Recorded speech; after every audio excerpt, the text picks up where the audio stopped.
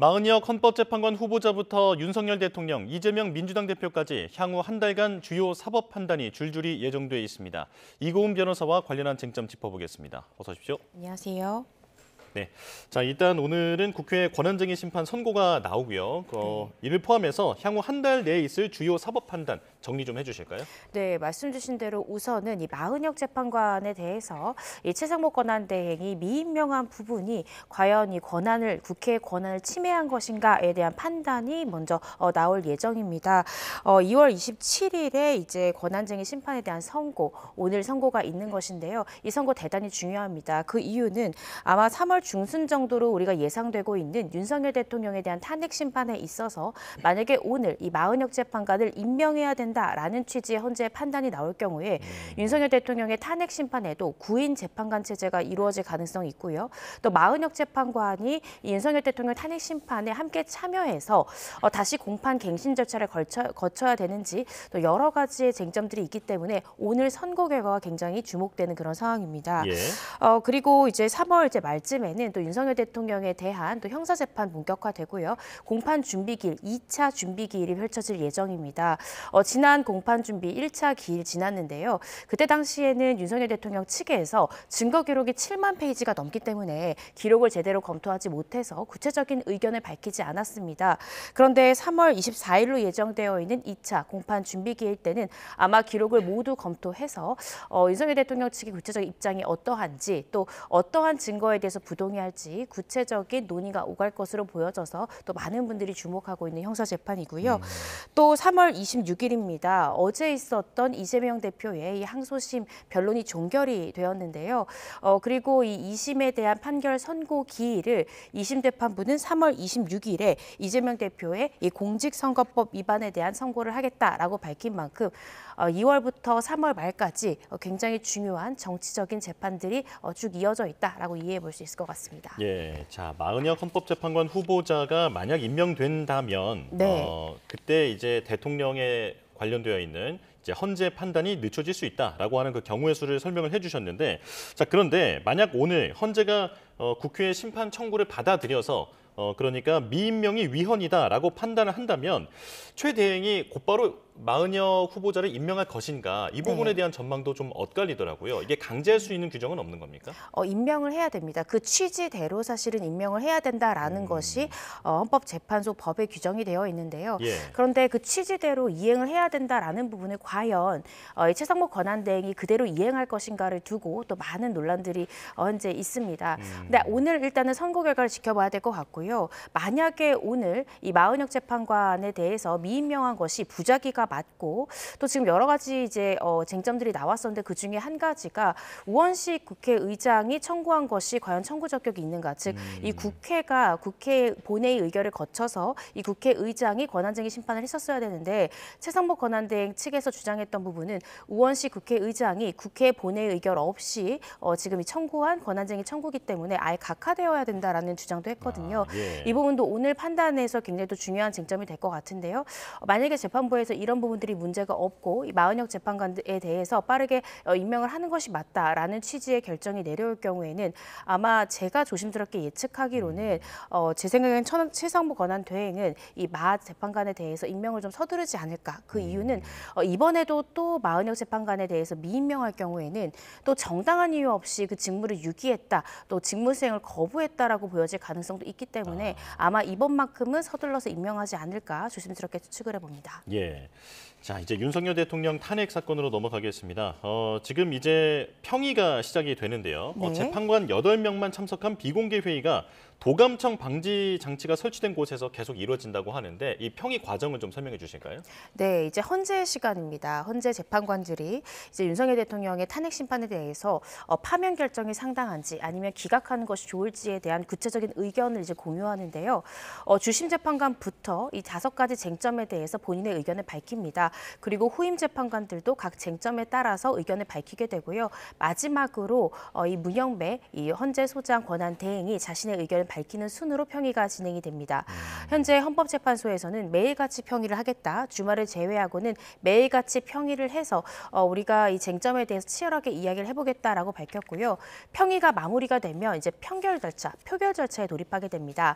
찬성하는 측과 반대하는 측에 대한 표결, 이 평결 절차를 거치게 되면 이 평결의 결과에 따라서 이 결정문을 작성하는 순서로 돌입하게 되는데요. 결정문이 작성되게 되면 이제 선고기일을 아마 지정하는 수순으로 나아갈 것 같고요. 보통 선고기일 같은 경우에 선례를 보면 선고일을 기준으로 한 2, 3일 전쯤에 선고기일을 지정하는 것이 통상이었습니다.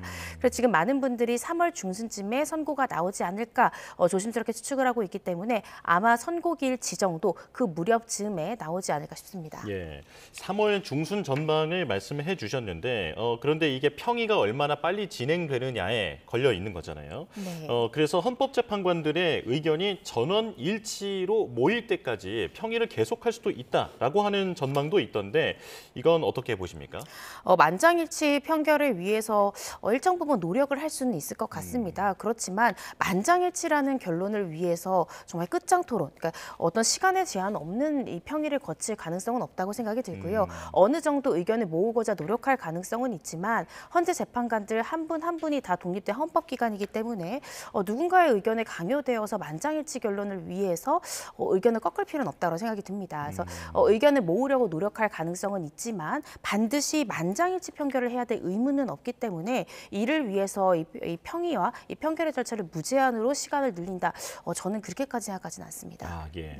만약에 그렇다면 각자 의견이 나와 있는 상태에서 결정이 된다면 그 결정문에는 모든 재판관들의 의견이 다 담기게 되는 거죠? 네, 그렇습니다. 만약에 만장일치 평결이 나온다라고 하면 재판관 전원의 일치된 견해로 어떤 결정이 내려진다라는 것을 선고기일 때 다 밝힐 것이고요. 만약 소수 의견이 나온다라고 하면 그 소수 의견의 취지 이런 것들이 이제 결정문에 담기게 됩니다. 예. 자, 그리고 중앙지법에서 지금 윤 대통령의 구속 취소 이 부분에 대한 결정도 지금 심사 중인 것으로 알려졌는데 윤 대통령 측은 공수처의 영장 쇼핑 이 의혹을 지적을 하면서 지금 구속은 부당하다라고 주장을 하고 있는 상황이잖아요. 자, 재판부가 구속 취소 결정에 이 공수처의 영장 쇼핑 의혹 이 부분을 얼마나 고려를 할까요? 사실 윤석열 대통령 측에서는 윤석열 대통령에 대해서 이 중앙지법에 다수의 영장을 청구했다 기각이 돼서 서부지법으로 영장을 청구한 것이다라고 주장을 했는데요. 이에 대해서 공수처는 사실이 아니라고 했습니다. 그러면서 윤석열 대통령만에 대한 이 단독 영장 청구를 중앙지법에 한 사실이 없고 윤 대통령이 아니라 다른 공범에 대한 영장 청구를 해서 기각된 바는 있지만 이 부분은 중복된 수사기관들이 다수 영장을 청구하면서 이 중앙지법에서는 이렇게 다수의 이 수사기관에서 하는 것이 적정하지 않기 때문에 수사기관 내부에서 어느 정도의 교통정리가 필요하다라는 취지의 기각이었다라는 점을 공수처는 분명히 했거든요. 예. 따라서 이 부분에 대한 주장은 이 윤 대통령 측에서 할 수는 있지만 이 부분을 재판부가 심도 있게 바라볼 것인가 저는 그렇지 않을 가능성이 더 높다라고 생각이 들고요. 그보다는 지금 구속 취소 결정에 앞서서 저는 이 탄핵 심판의 결정이 굉장히 중요하다고 생각이 듭니다. 예. 만약에 윤 대통령에 대해서 파면이 아닌 기각 결정이 나온다라고 하면 이 형사 재판을 담당하고 있는 이 재판부에서는 기각이 됐다라는 말은 대통령 측에 바로 복귀를 해야 되지 않습니까? 그런데 구속된 상태에서 복귀는 불가능하기 때문에 구속 취소의 가능성이 굉장히 높아질 수 있다는 생각이 듭니다. 예. 그래서 파면 결정이 나오는지 기각 결정이 나오는지 이 부분이 또 구속 취소의 결론에 어느 정도 영향을 미칠 가능성이 높지 않을까 개인적으로 추측하고 있습니다. 예. 근데 만약에 기각이 돼서 윤석열 대통령이 현직 대통령으로 복귀를 하게 된다면 이제 말씀해주신 그런 시나리오가 가능한데 이게 구속 취소가 아니라 보석이라든지 다른 그런 절차를 이용할 수도 있는 겁니까? 보석 같은 경우에는 필요적 보석 제외 사유가 있습니다. 예. 보석이 완전 불가능한 경우가 있는데 그중에 첫 번째 항목이 사형 무기징역 또는 장기 10년 이상의 죄, 그러니까 굉장히 중대한 범죄죠. 이런 죄를 범한 경우에는 보석을 할 수 없습니다. 그런데 윤 대통령이 현재 형사재판을 받고 있는 혐의 자체가 이 내란의 우두머리 혐의이기 때문에 사형 또는 무기징역밖에 형량이 없습니다. 따라서 필요적 보석 제외 사유에 해당하는 해당이 되기 때문에 아마 윤석열 대통령도 이 구속 취소를 청구를 했을 경우에 인용 가능성이 현실적으로 낮다는 걸 알지만 보석을 신청해도 이 제외 사유에 해당이 되어서 실익이 없다라는 것까지 고려해서 구속 청구를 결심한 것이 아닌가 싶거든요. 그래서 다른 대체 수단이 있긴 하지만 보석을 신청하더라도 필요적 제외 사유에 해당이 되어서 실익은 없을 것이다라고 전망하고 있습니다. 예, 탄핵 심판이 구속 취소 결정에도 영향을 줄 것으로 보인다. 자, 이제 민주당 이재명 대표 얘기로 넘어가겠습니다. 재판부가 2심 선고 날을 한 달 뒤로 잡았는데요. 자, 어제 5, 6차 공판기일에서 재판부가 지난 1심과 달리 판단할 부분이 나왔다라고 볼 수 있을까요? 사실 어제는 거의 변론을 정리하는 기일이었고요. 예. 어제 출석했던, 특히 어제 오전에 출석했던 증인들도 이 재판의 유무죄에 대한 판단보다는 양형을 가중할 것인가, 감경할 것인가 이 부분에 대한 판단에 영향을 미치는 참고적인 증인에 불과했습니다. 예. 따라서 어제 있었던 절차가 어떤 2심 판결에 결정적인 영향을 끼친다기보다는 어제 이전에 출석했던 이 유무죄 판결과 직접적인 관련이 있는 증인들의 증언이랄지 또 이 대표와 검찰 측이 최종적으로 제출할 이 변론 요지서에 담기는 주장의 요지랄지 이런 것들이 좀 더 2심 재판부 판결에 결정적인 영향을 끼치지 않을까 싶습니다. 그렇군요. 자, 검찰이 1심과 같은 형량, 그러니까 징역 2년을 구형했는데 이건 통상적인 모습이라고 볼 수 있을까요? 네, 그렇습니다. 저도 검사로서 재직을 했지만 1심에서 보통 구형한 양을 2심에서도 그대로 유지하는 경우가 통상적입니다. 예. 그런데 예외는 있습니다. 예를 들어 피해자가 명백한 범죄에 있어서 1심 때는 이 피고인이 피해자와 합의하지 않았다가 2심에서는 합의를 하는 등 특별한 사정 변경이 있는 경우에는 그 구형량의 변경을 주는데요. 그런데 이 대표 사건 같은 경우에는 피해자가 있는 범죄가 아니지 않습니까? 사정 변경이 없고 또 검찰에서는 1심에서 일부 무죄가 선고됐던 부분에 대해서도 유죄가 상당하다라고 지금 현재 주장을 하고 있기 때문에 예. 아마 1심과 동일한 구형량으로 징역 2년을 구형한 것으로 보여집니다. 예. 자, 그런데 앞서서 2심 재판부가 공소 사실을 구체화하라면서 검사 측의 공소장 변경을 요구하지 않았습니까? 네. 그렇게 해서 실제로 공소장이 변경됐는데 이게 재판부의 어떤 유죄의 심증 아니냐라고 보는 시선도 있더라고요. 어떻게 보십니까?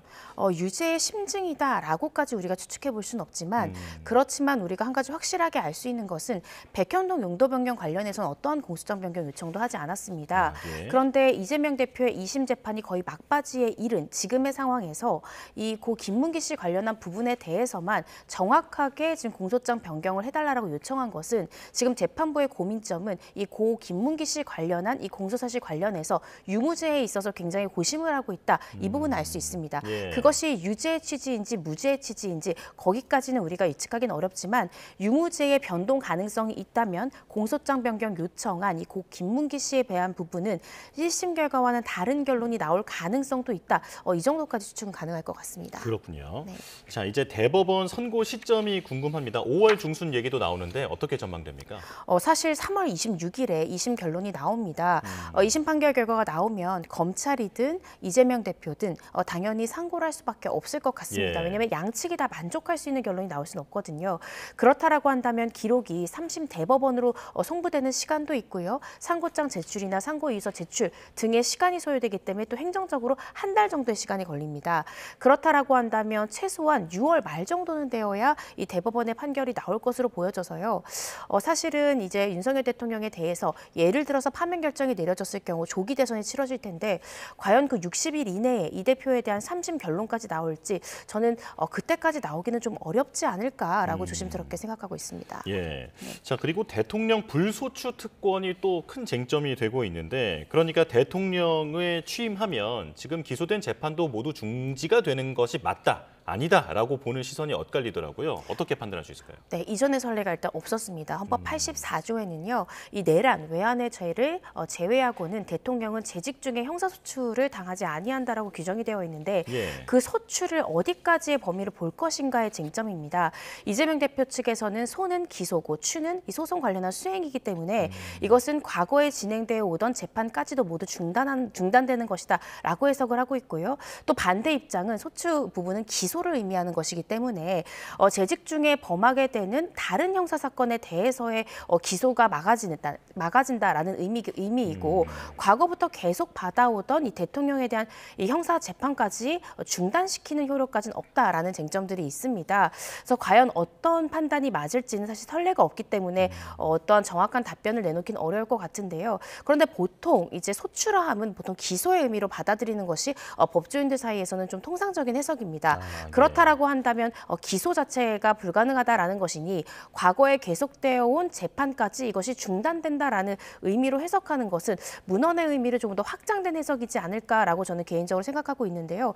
그렇다라고 한다면 과거부터 받아오던 재판이 계속된다라는 의미고 그렇게 해석한다면 또 문제가 현직 대통령의 신분에서 재판을 계속 받아야 된다라는 점, 또 현직 대통령에 대한 재판 결과를 과연 국민들이 공정한 재판 결과로 받아들일 것인가라는 또 문제점들이 있습니다. 그래서 이 부분에 대한 해석은 조금 더 지켜봐야 될 것 같습니다. 예, 공방이 계속될 것으로 보입니다. 여기까지 네. 듣겠습니다. 이고은 변호사와 함께했습니다. 고맙습니다.